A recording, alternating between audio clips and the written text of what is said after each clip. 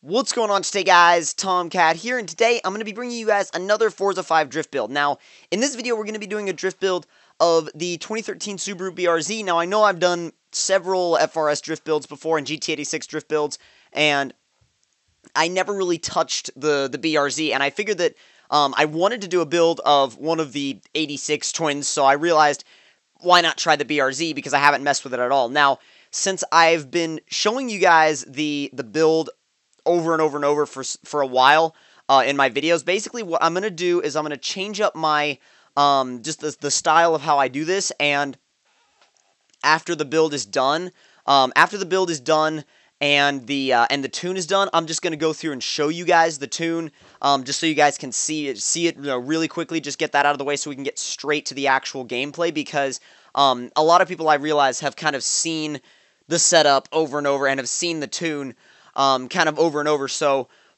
I'm going to kind of leave that more to, I'm just going to kind of, not gloss over it, but do it and then show it to you guys, so it kind of goes by a little quicker, and we can get to the actual drifting faster. So what we're going to do with this car is we're going to go ahead and, well, actually, obviously buy it first, but this is actually going to be a supercharged stock engine build. Now, I haven't actually done a supercharged version of this, actually ever of this engine, so I've always done turbo builds, and I figured that I might as well try the supercharger, just because of the fact that, I mean, number one, it's there, so if it's there, you might as well try it. If it's there as an option, like, there's no reason to ignore it as an option for the car. So if we can get out of the Auto Vista panning camera, thank you very much. And I'm just gonna go ahead and I'm gonna show you guys the actual supercharger swap, and then all I'm gonna, well, not swap, but just actual build portion, and then I'm gonna just tell you guys what I do for the rest, so you guys can easily copy it. So you can go ahead and do an aspiration conversion, and stick the centrifugal supercharger in there, and I'm actually expecting this to be a really nice even power band, because it's not going to be laggy at all. Now, what I'm going to do is I'll be back with you guys as soon as I'm done installing these the body, but if you guys are trying to follow along and build this car yourself, basically all you got to do is, for the tires, just give yourself street tires, do whatever aero you want, drivetrain upgrade all the way, platform and handling, you can do brakes and race springs. That's pretty much all you need, and then for the engine, we're going to build that up all the way as well. So I'll be back with you guys once I'm finished with that. Alright guys, so we're back, and I've done all of the upgrades for the engine. I've done the platform and the handling upgrades, and the drivetrain upgrades, and what we're going to go ahead and do now is I'm going to put a quick baseline tune on the car, and we're going to see what we can get out of it with the baseline tune. I may do some live tuning, it depends. Just it kind of, as usual, depends on how the car feels just immediately. Like, sometimes I'll do some live tuning, sometimes I won't. Again, it all depends on how the car actually reacts to this particular tune, and I'm actually going to go ahead and take that out. And just going to go ahead and add, yeah, there we go, add that back in, and for the springs, yeah, we're going to take that down all the way. We're actually going to leave this, for now we're going to leave this, because I have a different idea of what I want to do with this car. I have a little bit of a different idea for how I want to do this particular setup, so you're going to go ahead and set up the diff, and once that's good to go, we're going to go ahead and drive it. I'm pretty sure we should test it on, thinking either Bernese Alps or Prague, or maybe Top Gear. Actually, you know what? Let's go ahead and do the Top Gear track, because there's a lot of long, open corners that we can use. Now, I'm expecting, like I said before, I'm expecting the power delivery to be very smooth with the supercharger, as opposed to having to wait for the boost to come on in a turbo car. But then again, it's not quite as powerful as some of my turbo GT86s. So we'll have to see how it balances out, because there's definitely going to be more power at the low end, so it's going to help to get the rears spinning faster. But at the same time, I'm not... Oh, wow, I completely forgot to do any body upgrades. But that's fine, because I think it looks really, really nice the way it is.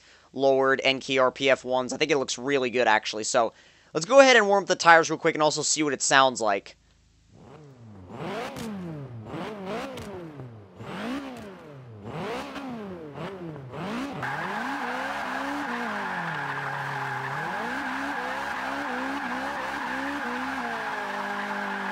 Yeah, has no problem doing a burnout. No problem whatsoever doing a burnout. No problem getting the rears to spin either. Oh, geez. Okay.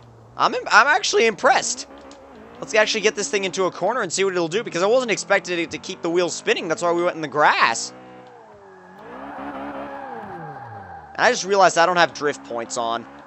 I mean, it doesn't really matter, but I kind of like to have them on. Wow.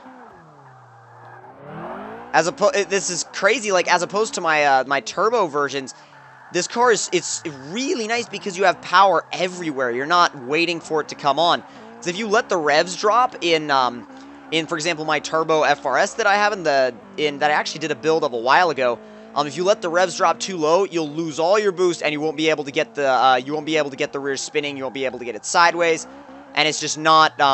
It's fine when you're in boost, but when you're not in boost, it's not the most pleasant experience because you're having to fight for it to get it sideways.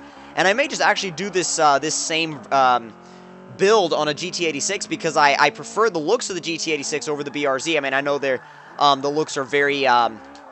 The difference is only slight, but even so, I really like the immediate power delivery. It's very, very nice. It's nice to have it there as an option because you just know that whenever you want power, it'll be there for you. You're not going to have to wait for it ever.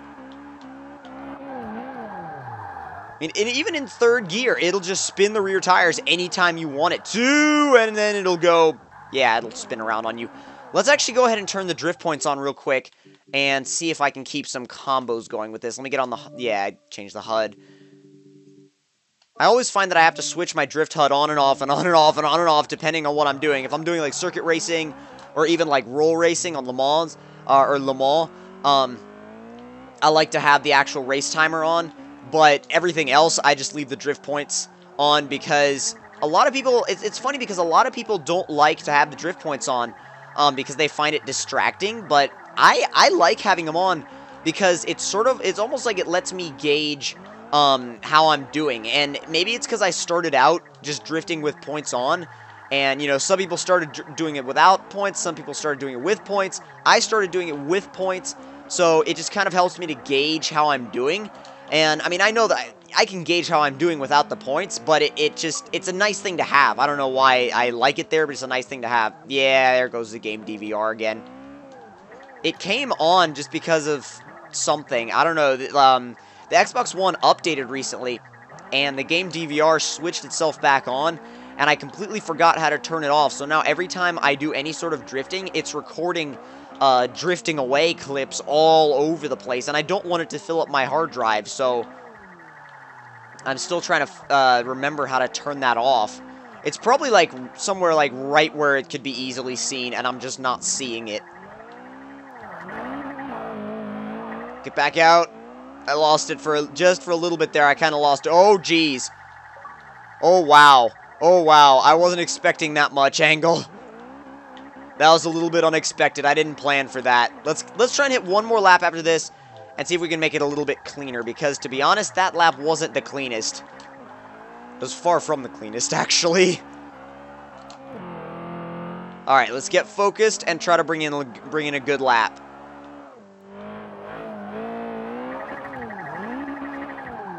Oh god. Yeah, what happened to that focus? I don't know. I have no idea. You know what? You know what? I'm not satisfied with that, so I'm going to restart and try and get a decent lap out of it, because I don't know what happened to me on that first corner.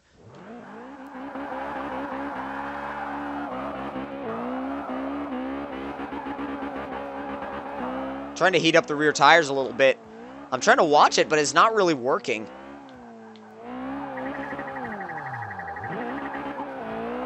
Come on. That was a little too far inside, but it doesn't really matter. I'm just going to move on to the next corner because I'm grateful I didn't go off the track.